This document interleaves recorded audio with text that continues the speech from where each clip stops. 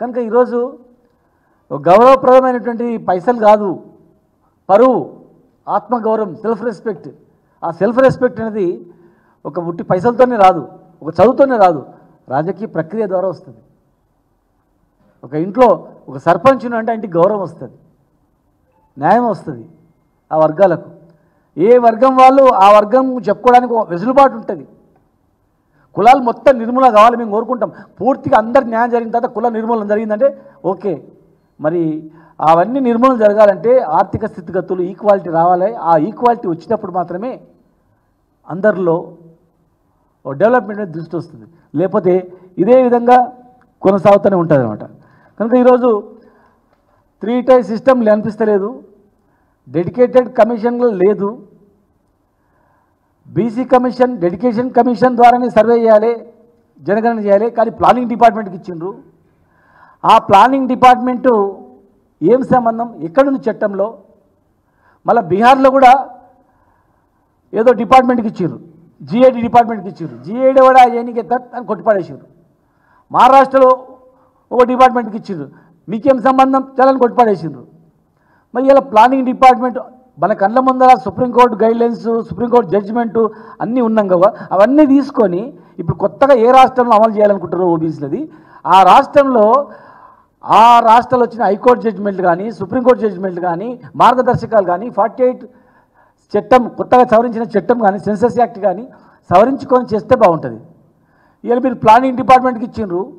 Information కావాలని చెప్పి BC commission, కొత్తగా ఏర్పడిన కమిషను బీసీ వెల్ఫేర్ డిపార్ట్మెంట్కు అడిగిండ్రు, మాకు ఇవన్నీ లెక్కలు కావాలని. మీకెందుకు ఇస్తాం మేము, మాకు సంబంధం లేదు, మీకు ప్లానింగ్ డిపార్ట్మెంట్కు సంబంధము, ప్లానింగ్ డిపార్ట్మెంట్ అడుక్కోపోరని చెప్పిరట. అందులో ఉన్న ఆఫీసర్లు చెప్తున్నారు, మమ్మల్ని అడిగారు, మాకేం జీవోలో మా పేరే లేదు, ఊరే లేదు, మాకేం సంబంధం అని. మరి బీసీ కమిషన్ బీసీ వెల్ఫేర్ డిపార్ట్మెంట్తో బీసీ కమిషన్ సంబంధం లేదు, ప్లానింగ్ డిపార్ట్మెంట్ ఏంది? దయచేసి సమయం ఉంది కనుక ఈ రోజు నుంచే మీరు ప్రారంభించారు, మీరు అడిగినరు, సూచనలు సలహాలు అడిగినరు. పబ్లిక్ హియరింగ్ స్టార్ట్ అయింది.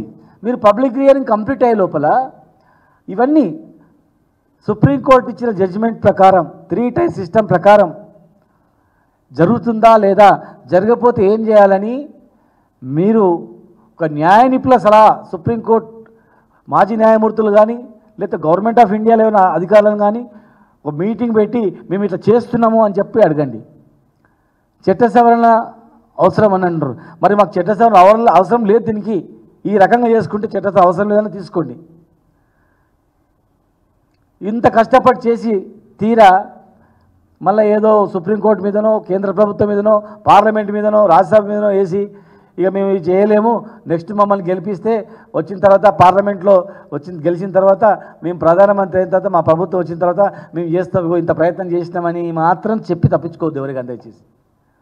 మీరు 42% ఇవ్వండి, ఖచ్చితంగా ఈ వర్గాల వాళ్ళు 42% ఇచ్చిండ్రని చెప్పి ఇచ్చిన వాళ్ళ వైపు ఉంటారు. కానీ ఏదో సాకుతో మాత్రం దాటవేసే పరిస్థితి మాత్రం ఎట్టి పరిస్థితుల్లో కూడా దయచేసి తీసుకురావద్దు. ఎందుకంటే ఇప్పుడున్నటువంటి బీజేపీ ప్రభుత్వం కూడా రాజ్నాథ్ సింగ్ గారు మంత్రిగా ఉన్నప్పుడు, కేంద్ర మంత్రిగా ఉన్నప్పుడు, హోంశాఖ మంత్రిగా ఉన్నప్పుడు ప్రకటించిండ్రు. మళ్ళీ పార్లమెంట్లో వెనుక కూడా తీసుకున్నారు. కాంగ్రెస్ ప్రభుత్వ హయాంలో కూడా అలాగ ఒకసారి జరిగింది. సెన్సెస్లో చేర్చిండ్రు, మళ్ళీ తప్పులు దొరికినామని చెప్పి సుప్రీంకోర్టులో కూడా చెప్పడం జరిగింది.